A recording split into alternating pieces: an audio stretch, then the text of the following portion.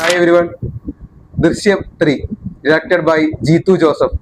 ഞാൻ 5 മണിയുടെ ഷോയ്ക്ക് പോയിരുന്നു, കണ്ടു, ഇറങ്ങി, നല്ല രീതിയിൽ ഇഷ്ടപ്പെട്ടു. എന്താ പറയാ, ദൃശ്യം 2 ഇറങ്ങിയ സമയത്ത് 2 ഇറങ്ങിക്കഴിഞ്ഞ് 3 അനൗൺസ് ചെയ്തപ്പോൾ എനിക്ക് വലിയ താല്പര്യമൊന്നും ഉണ്ടായിരുന്നില്ല. പിന്നെ പോകെ പോകെ ഇപ്പൊ ലാസ്റ്റ് ഇറങ്ങിയ ജീത്തു ജോസഫിന്റെ കുറച്ച് വർക്കുകൾ, മിറാജ് ഉൾപ്പെടെ ഉള്ളത് അത്ര അങ്ങോട്ട് പിടിക്കാത്തതുകൊണ്ട് എനിക്ക് ഒട്ടും വലിയ താല്പര്യം. കാരണം ദൃശ്യം പോലുള്ള ഒരു മെയിൻ സാധനത്തെയൊക്കെ പിടിച്ച് ഇനി കോമാളിയാക്കി തരുമോ എന്നൊരു പേടിയൊക്കെ ഉണ്ടായിരുന്നു. പക്ഷെ പുള്ളി അറിഞ്ഞു തന്നെ അത് ചെയ്തിട്ടുണ്ട്. എനിക്ക് നല്ല രീതിയിൽ വർക്കൗട്ടായി. എല്ലാവർക്കും ഇഷ്ടപ്പെടുക ചോദിച്ചാൽ എന്റെ അഭിപ്രായത്തിൽ 90% ആൾക്കാർക്ക് ഈ സിനിമ ഇഷ്ടപ്പെടും. പിന്നെയുള്ള 10%, ആ 10%ത്തിന്റെ കാര്യം ഞാൻ പറയുകയാണെങ്കിൽ, ഈ കഥ ദൃശ്യം 1 പോലെയോ 2 പോലെയോ സിമിലർ പാറ്റേൺ ആണെങ്കിലും ദൃശ്യം 1ലെയും 2ലെയും നമുക്കറിയാം കഥ തുടങ്ങുമ്പോൾ ഒരു ദൃശ്യം 1ലാണെങ്കിൽ കഥ ഒന്ന് ബിൽഡ് ചെയ്ത് വരേണ്ടതുണ്ട്. ജോർജ് കുട്ടി അവരുടെ കുടുംബവും ക്യാരക്ടേഴ്സിനെ പരിചയപ്പെടുത്തി വരണം. 2ലാവുമ്പോഴും ആ കേസിൽ നിന്നൊക്കെ മാറി അവർ ആ കുടുംബം വളരെയധികം സന്തോഷത്തിലൂടെ കടന്നു പോകുന്നു എന്നുള്ള ഭയങ്കര നോർമൽ ആയിട്ടുള്ള ഒരു സിറ്റുവേഷൻ നമുക്ക് അവിടെ കാണാൻ പറ്റും. പക്ഷെ 3ലേക്ക് എത്തുമ്പോൾ അങ്ങനെയല്ല. ഒബ്വിയസ്ലി നമുക്കറിയാം ജോർജ് കുട്ടിയും കുടുംബവും രണ്ടാമതൊരു രക്ഷപ്പെടലിന് ശേഷം, അല്ലെങ്കിൽ രണ്ടാമത് രക്ഷപ്പെടലിന് ശേഷം അവരെന്തായാലും ഒരു നല്ല ജീവിതം ഒന്നും ആയിരിക്കില്ല. അവർക്ക് എപ്പോഴും അതിന്റെ ഉള്ളിൽ ഒരു പേടി ഉണ്ടായിരിക്കും. പണ്ടുള്ളതിനേക്കാൾ കൂടുതൽ പേടി അവരുടെ ഉള്ളിൽ ഉണ്ടായിരിക്കും, നമുക്ക് നന്നായിട്ട് അറിയാം. അതേ ഒരു സംഭവം തന്നെയാണ് ഇവിടെ ഉള്ളത്. അതുകൊണ്ട് തന്നെ സിനിമയ്ക്ക് ഡയറക്റ്റ് ആയിട്ട് കയറാൻ എന്ന് പറയാം, സ്റ്റോറിയിലേക്ക് ഡയറക്റ്റ് ആയിട്ട് കയറി തന്നെയാണ് ചെയ്യുന്നത്. അല്ലാതെ പണ്ടത്തെ പോലെ നോർമലൈസ് ചെയ്തിട്ടുള്ള പരിപാടികളൊന്നും ഇല്ല.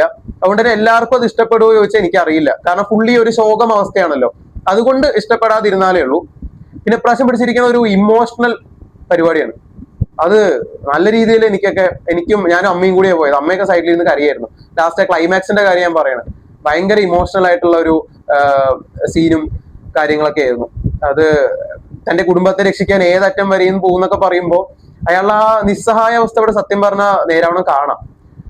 എങ്ങനെ നോക്കിയാലും അയാൾക്ക് അവിടുന്ന് രക്ഷപ്പെടാൻ പറ്റണില്ല. അയാളുടെ ചുറ്റും പ്രശ്നങ്ങൾ മാത്രമാണ്. ജോർജ് കുട്ടി അതിനെ എങ്ങനെയൊക്കെയോ തന്റെ കുടുംബത്തെ രക്ഷിക്കാൻ വേണ്ടി എന്തൊക്കെയോ കാര്യങ്ങൾ ചെയ്യുന്നു. അതൊരിക്കലും ഭാഗ്യമല്ല. പുള്ളി ചെയ്യുന്നുള്ള പുതിയ 4ാം ക്ലാസ്സുകാരന്റെ ആ ബുദ്ധി വെച്ചിട്ട് പുള്ളി ചെയ്യണത് തന്നെയാണ്. പുള്ളി കണ്ടിട്ടുള്ള പല സിനിമകളിലൂടെയും ആ ദൃശ്യം പതിയുന്ന രീതിയിൽ വേറൊന്നും ഇത്രയും ആഴത്തിൽ പതിയില്ല എന്ന് 1ാം ഭാഗത്തിൽ പറയുമ്പോൾ തന്നെ പുള്ളി ഇപ്പോഴും ഇതിന്റെ പിന്നാലെ തന്നെയാണ്. എന്തായാലും എനിക്ക് നല്ല രീതിയിൽ ഇഷ്ടപ്പെട്ടു. ലാസ്റ്റ് ആ ഒരു ഐക്കോണിക് വാക്ക്, ദൃശ്യം 1ലേതുപോലുള്ള ഒരു വാക്ക് ഇവിടെയുണ്ട്. പക്ഷെ ഇത്തിരി ഇമോഷണൽ ആണെന്ന് മാത്രം. ദൃശ്യം 1ഉം 2ഉം ഒക്കെ കണ്ടിറങ്ങുമ്പോൾ സ്വാഭാവികമായിട്ടും ഞാനൊക്കെ ചിന്തിച്ചിരുന്നു, അല്ലെങ്കിൽ നമ്മളൊക്കെ ചിന്തിച്ചിരുന്നു, എന്താലേ ഇങ്ങനെയൊക്കെ ഒരാൾക്ക് ചിന്തിക്കാൻ പറ്റുമോ, എന്തൊരു ബുദ്ധിമാനാണ് ഇയാൾ എന്നുള്ള കാര്യങ്ങളൊക്കെ ആവും നമുക്ക് ചിന്തിക്കാൻ പറ്റുക. പക്ഷെ ഇതിലേക്ക് വരുമ്പോ ലാസ്റ്റ് ആ സിനിമ കണ്ടിറങ്ങിയപ്പോ എന്താലേ എന്നുള്ള ചോദ്യം എപ്പോഴും എന്റെ ഉള്ളിൽ ഉണ്ടായിരുന്നു. പക്ഷെ ഭയങ്കര ഇമോഷണൽ ആയിരുന്നു ആ ചോദ്യം. ഭയങ്കര ഹൃദയത്തിൽ ഹാർട്ട് ടച്ചിങ് ആയിട്ടുള്ള ഒരു ചോദ്യമായിരുന്നു അത്. നല്ല രീതിയിൽ ഒരു കിക്ക് കിട്ടി പറയില്ലേ. എനിക്ക് ഇതിനു മുമ്പ് ഇതുപോലെ ഭയങ്കര ഒരു സുഖമില്ലാതെ ഒരു സിനിമ കണ്ടതിന് ശേഷം ഒരു അരമണിക്കൂറൊക്കെ ഈ അടുത്ത കാലത്ത് അതിന്റെ കിക്ക് മാറാതെ ഇരുന്നത് റോന്താണ്.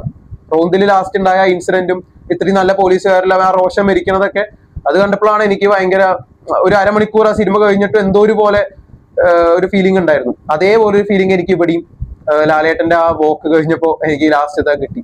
പിന്നെ ഒരു BGM, ആ BGM നമുക്ക് നന്നായിട്ട് അറിയാം. ദൃശ്യം 1ല് ലാലേട്ടൻ വരുണിനെ കുഴിച്ചിട്ട് ആ പോലീസ് സ്റ്റേഷനിൽ നിന്ന് ഇറങ്ങുമ്പോൾ ഒരു BGM ഉണ്ട്. ഭയങ്കര ഇമോഷണൽ ആയിട്ടുള്ള BGM തന്നെയാണ്. അത് അത്രയും ഇമോഷണൽ ആയിരുന്നില്ല. എന്നാൽ 3ലേക്ക് വരുമ്പോൾ അതിലൊരു വയലിൻ ചേർത്ത് അവർ മിക്സ് ചെയ്തിട്ടുണ്ട്.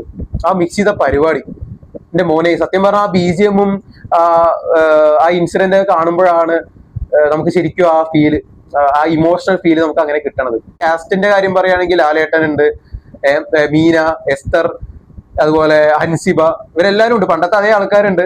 എല്ലാരും ഭയങ്കര ആക്ടിങ് ആണ്, ഭയങ്കര നാച്ചുറൽ ആക്ടിങ് ആണ്. ലാലേട്ടൻ പിന്നെ പറയേണ്ട ആവശ്യമില്ല. പുള്ളി ഓരോ സിനിമ കഴിയുന്നതോറും പിന്നെയും ഇമ്പ്രൂവ് ചെയ്തുകൊണ്ടിരിക്കുന്ന ആളാണ്. അപ്പൊ അതിന്റെ ആവശ്യമില്ല. പിന്നെ ഏറ്റവും വലിയ പെർഫോമൻസ് എനിക്ക് തോന്നിയിട്ടുള്ളത് ഇതിലെ വില്ലനാണ്. അതിന് ഞാൻ പറഞ്ഞു കഴിഞ്ഞാൽ സ്പോയിലർ ആവും, അതുകൊണ്ട് പറയുന്നില്ല. നിങ്ങൾ കണ്ടിട്ട് ഇത് കേട്ടാൽ മതി, നിങ്ങൾക്ക് അപ്പൊ മനസ്സിലാവും.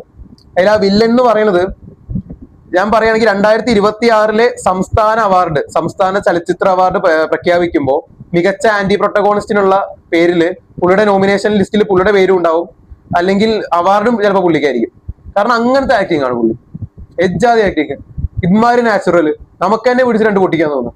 അമ്മാതിരി ലെവൽ ഓഫ് ആക്ടിങ് ആണ് പുള്ളി പഴയ സിനിമകളിലും പണ്ടത്തെ പല സിനിമകളിലും ഒക്കെ പുള്ളിയുടെ കഴിവ് തെളിയിച്ചിട്ടുണ്ട്, ഇല്ലാന്നല്ല പറയണത്. പക്ഷെ ഇതിലേക്ക് വരുമ്പോൾ ഒന്നും കൂടി നല്ല രീതിയിൽ പുള്ളി ഒരു അവാർഡ് അറിയിക്കുന്നുണ്ട്. പിന്നെ പെട്ടെന്ന് പറയാത്തത് ഇനി 2026 തുടങ്ങിയിട്ടേ ഉള്ളൂ, ഇനി കുറച്ചും കൂടി പോവാണ്ട്. എന്നുള്ള കാര്യമായതുകൊണ്ടാണ്. പക്ഷെ എനിക്ക് തോന്നുന്നില്ല ഇതിനും മുകളിലേക്കൊക്കെ ഉള്ള ഒരു വില്ലൻ വേഷം ഇനി വരാൻ ചാൻസ് ഉണ്ടെന്ന് എനിക്ക് തോന്നുന്നില്ല. അറിയില്ല, പുള്ളിക്കാവാനാ ചാൻസ്, അല്ലെങ്കിൽ നോമിനേഷൻ ലിസ്റ്റിൽ എന്തായാലും വരും, ഉറപ്പുള്ള കാര്യമാണ്. അപ്പോ ഇത്രയൊക്കെയാണ് എനിക്ക് ഈ സിനിമ കണ്ടിട്ട് തോന്നിയത്. ചിലപ്പോൾ ഇതിലൊരു ദൃശ്യം 4 ഒക്കെ സംഭവിക്കാതിരിക്കാം. സംഭവിക്കേണ്ടതാണ് മനസ്സിൽ, ഇത് ഇങ്ങനെ തന്നെ നിന്നോട്ടെ, അല്ലെങ്കിൽ വേണമെങ്കിൽ തുടങ്ങാം എന്ന് മാത്രം. അത്രയും കോൺഫിഡന്റ് ഉണ്ടെങ്കിൽ മാത്രം തുടങ്ങാന്ന് മാത്രം.